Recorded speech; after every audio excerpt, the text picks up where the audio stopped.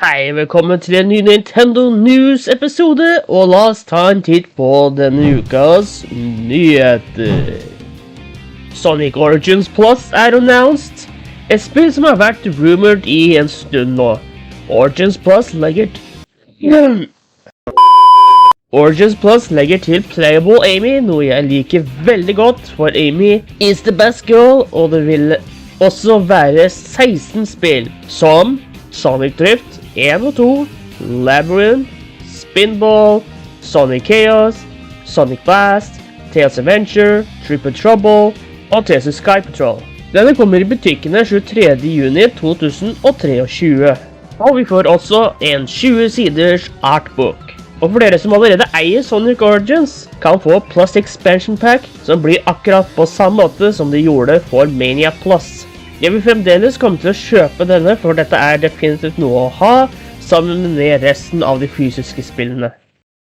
Tirsdag 28. mars fikk vi en 10 minutters lang gameplay showcase med Zelda-producer Eiji Aonuma.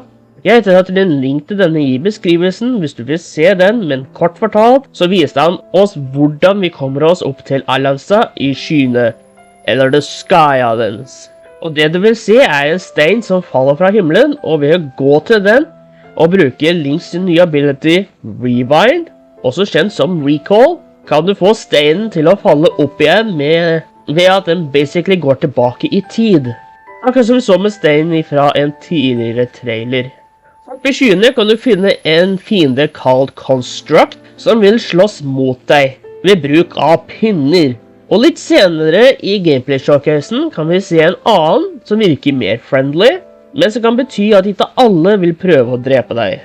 En annen ny ability for Link som ble vist er Weapon Fusion, som betyr at du kan ta en pinne for eksempel, en stein eller en høygaffel og fuse sammen til å få et nytt våpen. Og en pinne og en høygaffel vil gjøre våpenet ditt mye lengre. Og du kan til og med legge ting på skjoldet ditt, som en sopp, som en puffshroom, som vil funke på samme måte som smoke bombs, hvor at når fiender slår på skjoldet ditt mens du har den på, vil det dekke en del av området i røyk. Fuse, som er navnet på den nye abilityen, kan også bli brukt på arrows. Hvor hvis du setter på en keys eyeball på pilen din, vil den bli til en homing arrow, jeg holdt på å si homing missile, som vil gjøre lettere for deg å treffe ting, som fugler. Og ved å bruke Links sin nye ability Ultra Hand, kan du plukke opp ting som tømmerstokker og sette dem sammen med andre, og kanskje til og med et seil, og vifte og rett og slett lage en båt. Og dette er nok også det du kan bruke til å lage andre maskiner fra tidligere trailere. Og jeg må si at jeg er veldig spent på hva folk kommer til å lage ut av denne nye abilityen. En annen ting å nevne, som er en game changer, er dersom du er ved et tak, eller inne i en cave, kan du bruke Ascent abilityen til å komme deg gjennom tak, og komme deg til toppen i løpet av noen sekunder. Som kan bli veldig spennende å bruke når det regner, og se hvor limiten går, og hvor lang avstand det kan være mellom bakken under og bakken over. Og det ser også ut til at du kan gå tilbake når som helst, fra du aktiverer og til du er på bakken over. De avslutter showcasen med å vise en splitter ny Nintendo Switch OLED med Zelda Tears of the Kingdom design, med gullfarget Joy-Cons, og jeg må si at denne ser helt fantastisk ut. Denne slippes ut 28. april, som er 10 dager etter at Minecraft Legends slippes ut. Men det er ikke bare en OLED Switch som kommer. 12. mai, aka samme dag som Tears of the Kingdom slippes ut, kommer det også en Tears of the Kingdom-styled Pro Controller og en Carrion Case også, med Tears of the Kingdom design på seg. Disse ser også helt fantastiske ut, og jeg liker Pro Controlleren ekstra godt. Og jeg er bare nødt til å skaffe meg både den og OLED Switchen før eller senere. Yoshi's Island, som kom til Mario Kart 8 Deluxe, kommer til Mario Kart Tour, og ved å ta en nærmere titt på screenshotet kan du også se ut til at Thor også får en ny karakter i form av Poochy fra Yoshi's Woolly World. Men kan dette bety at Poochy også kommer til 8 Deluxe også? Vel, bare tiden vil vise. Og by the way, jeg har en prediction video på hvem de siste 5 karakterene som kommer til 8 Deluxe kan være. dersom du er interessert i å se den. Breaking news! I det jeg skulle telle og recorde denne, så måtte jeg legge til en ny ting i skriptet. For i dag, eller i går, alt ettersom når du ser denne videoen, fikk vi en trailer for bana, og ja, Pochi er playable i Mario Kart Tour. Sjekk traileren her.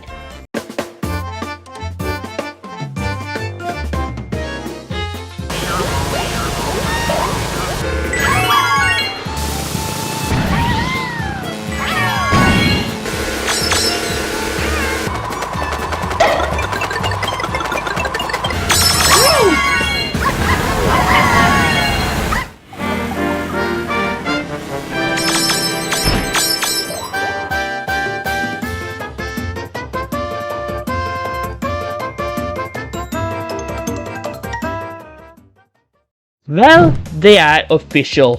E3 er nok en gang cancelled. Vi hørte tidligere at Ubisoft trakk seg unna, og med hverken Sony eller Nintendo var det bare spørsmål om tid før det ikke ble noe E3 i år. Pressereleasen legger til at ReedPop og ESA vil fortsette å jobbe med fremtidige E3-events. Så ja, dette kan være E3 2024, men hvem vet at this point? Sony har ikke gått på flere år, og Nintendo har også vært lite til stede på selve scenen i enda flere år. Og selskaper som Nintendo har mye mer bruk for sine Nintendo Directs nå, noe Sony også startet med noen år tilbake, Sony State of Play. Ubisoft vil også heller gjøre deres Ubisoft Forward, som er deres versjon av Nintendo Directs, i stedet. Og nå er det vel bare spørsmål om tid, før det å dra til LA for å gå til E3 er en tid som vil være bak oss om noen år. Og med det var Nintendo-nyheter over for denne uka.